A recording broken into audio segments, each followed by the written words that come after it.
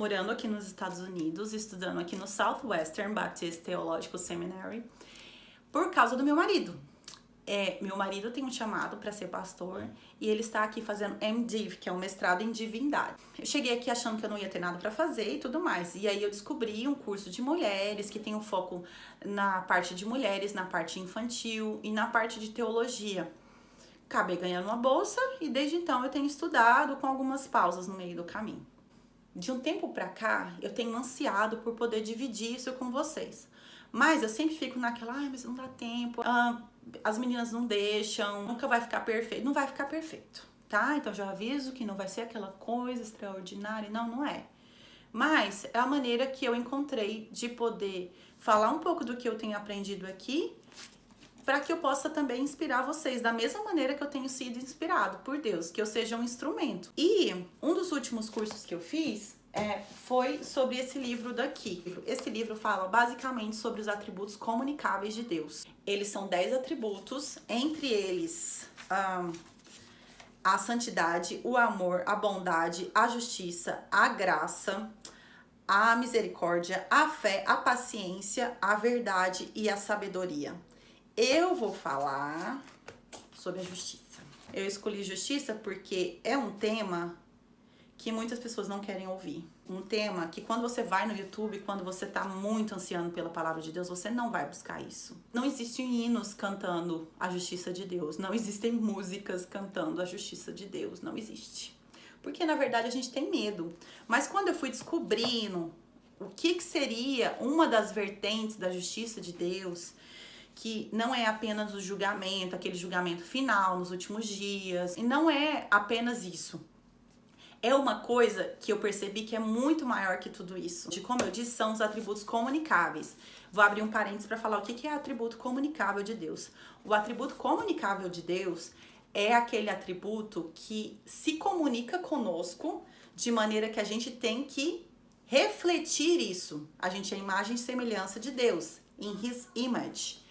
A gente precisa imprimir essas características comunicáveis que Deus divide conosco, espelhando todas essas características, reverberando na sociedade que a gente vive. E aí, quando eu fui estudar a justiça de Deus, eu fui vendo, primeiro, a justificação, ela vem através de Jesus Cristo. Nós somos justificados por Cristo. E por causa disso, a gente exerce a justiça.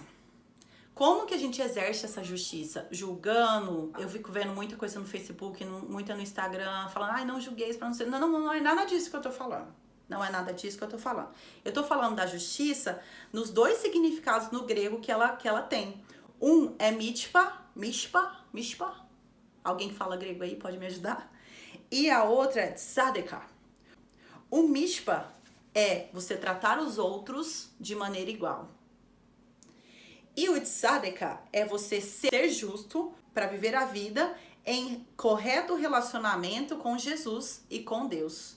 Quando você vive corretamente com Deus, você expressa justiça no âmbito social.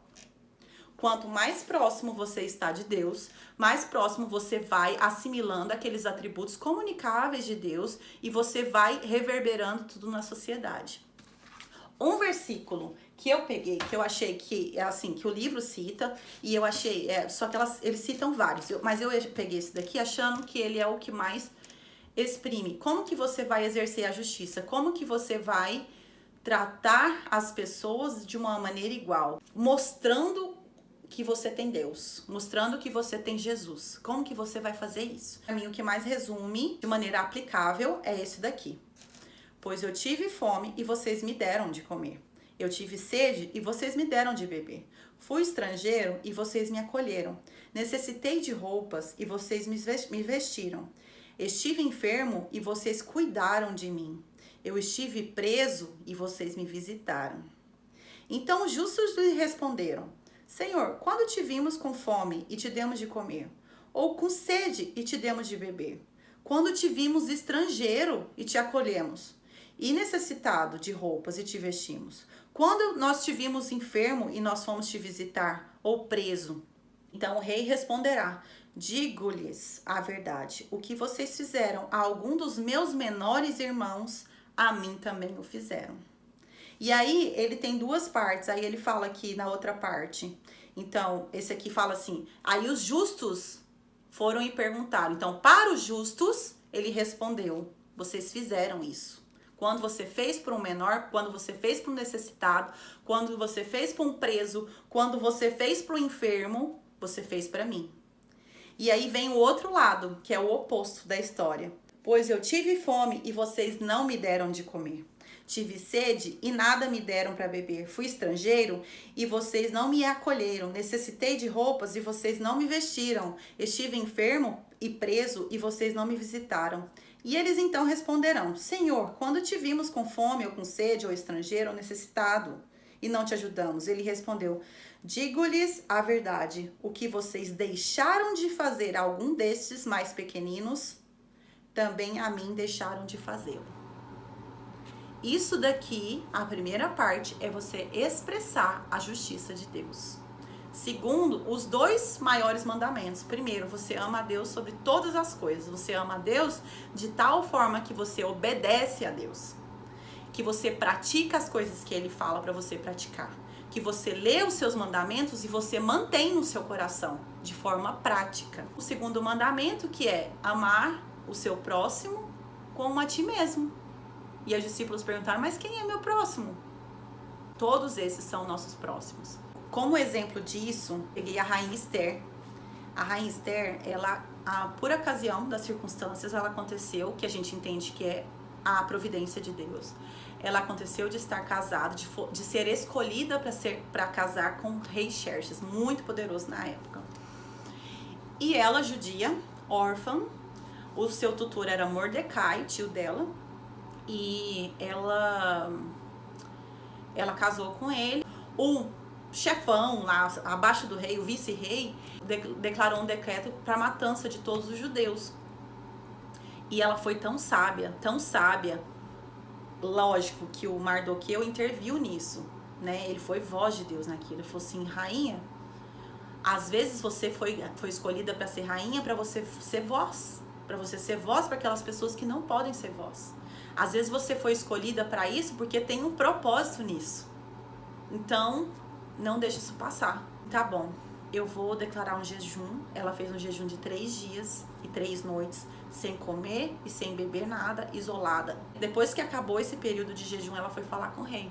E ela falou, olha, tira esse decreto. Só que o rei não podia tirar esse decreto mais. Então ele fez um outro decreto, que os judeus poderiam se defender. E com isso, a história todinha foi mudada. E na ocasião, ela estava com tanto medo, o amor e o senso de justiça que ela teve foi tão grande que ela chegou a uma conclusão de que nada mais importa, só isso. E aí ela foi e falou, se eu perecer, pereci. Eu tentei. A história mudou totalmente. Os judeus ganharam essa guerra. Mordecai, ele que vivia com um saco de pano na porta do castelo do rei, virou tipo mão direita do rei. Então assim, a história virou totalmente por um passo de coragem, por um passo de justiça, por exercer a justiça e o amor de Deus para a vida dos, como diz aqui, dos menores irmãos, dos pequeninos. E aí nesses pequeninos, nesses menores entra quem tem fome, quem tem sede, quem está com crise de ansiedade, quem está sozinho, sem esperança, quem está na rua pedindo esmola, do menor para o maior. Não é questão apenas financeira, é que a gente tem as boas novas e a gente precisa expressar isso para a vida das pessoas. Então, nesse tempo de quarentena, eu convido vocês a ligarem para alguém. A gente não pode estar perto fisicamente, mas a gente pode ligar para aquela pessoa que está precisando.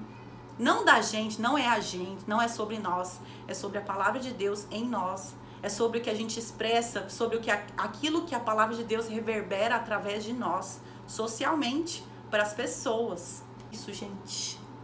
Eu espero que vocês tenham gostado, porque essa palavra falou muito comigo, e que a gente não seja apenas ouvintes, que a gente seja praticantes.